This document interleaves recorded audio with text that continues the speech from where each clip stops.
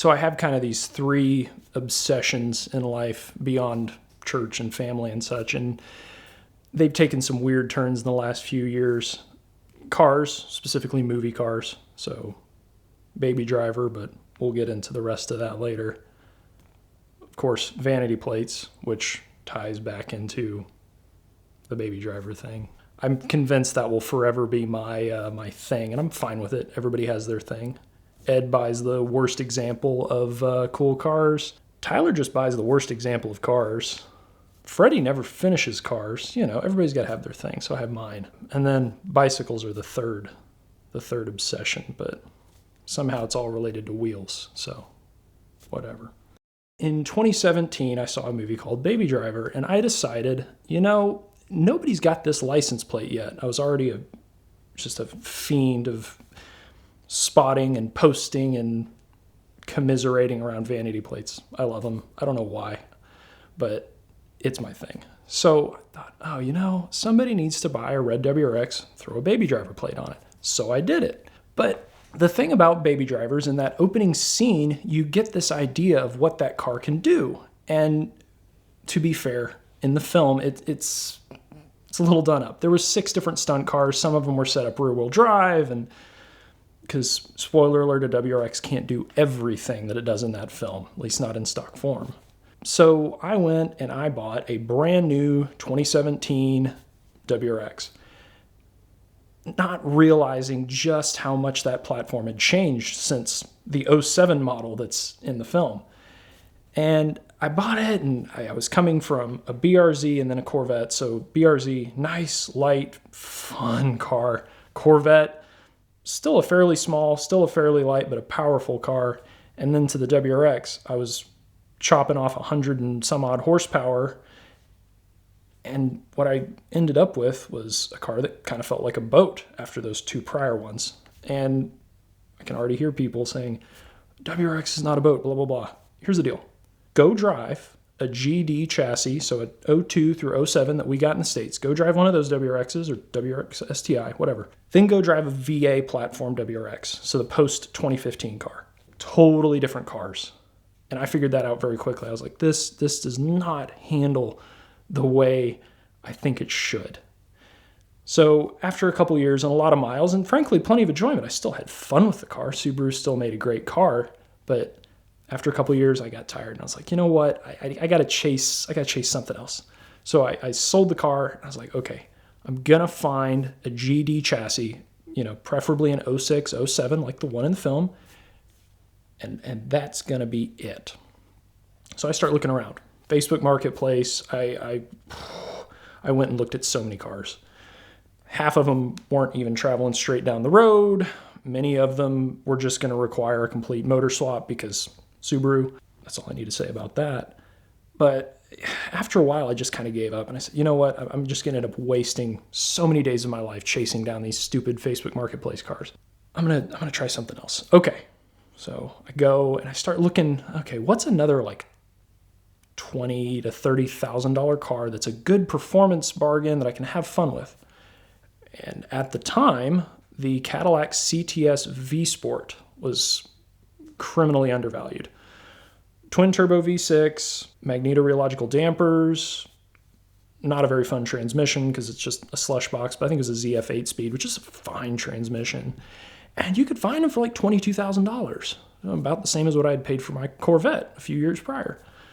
And so I found one and proceeded to have quite a bit of fun with it. But again, it was a big car, and after a while, I found myself trending right back to Facebook Marketplace, looking at GD chassis WRXs. Well, one day I was at the bike shop, and I think I came out from lunch, and I looked through the front window, and there was this almost perfect 06, 07 WRX parked out front. It was red. It wasn't quite the red from the film. They called it garnet red metallic, I think. So it's a little darker, a little bit metallic, but nonetheless, it's a red 06, 07 WRX. Oh my goodness. What in the world? It's like it just got plucked from the heavens and thrown right at my feet. I wait around for a while and eventually figure out, okay, well, it is one of our customers that's in here. So I just wait, and he comes back around from the back where I guess he was dropping off a bike, and I see him walk out to the car. Like, Awesome. Sir, are you interested in selling that car? Yeah, I am. You're not interested in buying it. You sure? Well, I would sell it, but, it has 290,000 miles on it. Excuse me? You mean 190? No, 290. You've swapped the block, yes? No. Surely it's had some major servicing. Oh, I've serviced it. Yes, absolutely. You can go to Subaru of Plano down there in Dallas. They will give you the service records.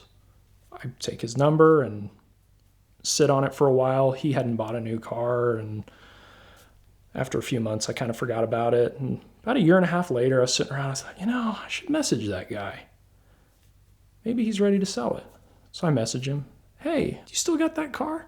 Yeah, as a matter of fact, I just bought a brand new Tesla Model 3, and I am ready to sell it. Oh, how fortuitous. So I asked him, what are you interested in getting for it? I think I'd take $5,000. Really? Okay. Now, on the one hand, it's pretty, at the time, it was cheap. This was a weird time to buy a car, but that was fairly cheap for that year. Now, there's no examples of 290 some odd thousand mile running GD chassis WRXs that haven't had, every mod under the sun done, but, I was like, okay, $5,000, I can stomach that. I'll get back to you in a couple weeks, man. I'll get you the money. I rustle up the cash. Sure enough, we meet up at a Walmart parking lot, and he hands me the keys. I hand him the cash, and off I go. And I am just overjoyed, because from the moment that I pull out of that parking lot and just kind of cook it through that first corner, I'm like, oh man, this is it. This thing feels awesome. It feels like a 300,000 mile car, but it feels right. So I take off, and I'm trying to baby it because I know that he hasn't been driving it a ton since he got the Tesla. But, I just drive down the road a mile or so, and it's like, okay, see what it can do. Light turns green, rev the living daylights out of it, clutch dump, and it dies right in the middle of the intersection. Like, you got to be kidding me. And of course, now there's all these cars herding up on me, honking like crazy. I actually never had a car die on me before. So I'm in the middle of this intersection. I think it's rush hour too. Turns out it had actually sat maybe a little longer than I realized. There was some electrical issues, but we got it sorted away in short order. I didn't get rear-ended that day, thank God. And I had a couple of fairly blissful years. It tried to strand me a couple times, but for a 300,000 mile car, it went pretty well. Well, after a couple of years, I started thinking, I'm going to be on the bad end of a really ugly maintenance bill. Because by this point, I was carrying around a sheet of cardboard and shoving it up under the car because it was leaking enough that when I was at work, you'd end up with a pool of oil under it. Can't have that. So, okay, time to list this thing up. It's time to go to the next car. Truly, never satisfied. It's the worst, but car guy. So I listed up, and I don't really hear a whole lot for a couple weeks. Everybody thinks that the mileage I've listed it at can't be accurate. Oh, you mean it's got 96,000? Oh, you mean it's got 190? Actually, at this point, it had 310 on it. That can't be right. No, it is. Well, it's had the motor rebuilt, yes? No, it has not. It is leaking oil like a sieve. You probably will never have to change the oil because it drinks about, a quarter of it every week. Eventually, I get a message from a young gentleman, and it was exactly what I was hoping for. This guy reaches out and he says, hey, I work at a Subaru dealership across Dallas. If you're interested in selling it still, please do bring it to my dealership. I'm a tech there. I'd love to look it over, and maybe we can make a deal. Okay, man, I don't have anything else going on this afternoon. So I head over there, and he puts it up on the lift, checks it out. Yeah, leaking oil, just like we knew. Leaking coolant. I think it was leaking power steering fluid. It was leaking everything. He's like, so is this thing running decently well? I was like, seems to be making most of its factory power to me. He goes, can you drive me in it? I was like, do you not know how to drive stick? I think the answer was no. And so I proceeded to scare the living daylights out of him for about the next 5 minutes. And sure enough, he decided that was the car for him. Well, of course, I believe the transmission and the motor blew up in short order. Not that he was driving it super hard, but, young gentlemen as we do. So he has now put a Type RA, so the much higher quality block into it. And he's rebuilt the transmission. At first, he was going to import this JDM, transmission for it, and he did. And he got it onto this side of the ocean, tries to bolt it up and realizes not compatible.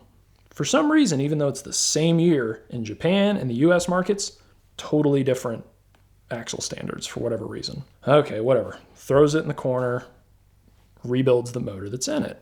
Swaps out the gearing with some, I think, like legacy GT gears or something. First and second are now out of a completely different transmission. Gets it all rebuilt. It's sitting up on the table, about to be put in the car, and somebody knocks it off the table. Cracks the transmission in half. They end up finding out that they can still swap the case off the original transmission onto this one. So now that car has JDM case, American externals, and then American legacy first and second gear, and it works fine. Now, in a interesting turn of events, I think right about the time that he got a vanity plate that said it works, ITWORX, it promptly failed and he had to actually have it towed to his dealership. So maybe if you're going to get a vanity plate, don't get it works when you're not sure. But he had a good sense of humor and so did everybody else. But to sum it up, I think he's quite happy with it. I had my fun with it. And if I had to sum up the WRX platform for those looking to get into it, the GD chassis, if it had a theme song, I think it would be like Sandstorm by Darude, just like crazy rally feel. And it really is. Even the normal WRX, like it does feel like a rally car. The VA platform, and somebody on Reddit's going to get angry about this, but the VA platform theme song has got to be Big Chungus. That thing is way too big. Just save your pennies, buy a GD, modify it the way you like it. You won't be disappointed.